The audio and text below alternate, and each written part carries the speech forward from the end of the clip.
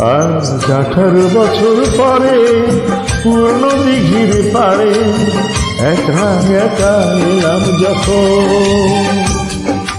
আজ 18 বছর পরে পূর্ণ দিঘির পাড়ে একা একা এলাম যখন। দেখি কৃষ্ণ চূড়ার গাছে নাম দুটো আজও আছে, কৃষ্ণ চূড়ার গাছে নাম দুটো আজও আছে।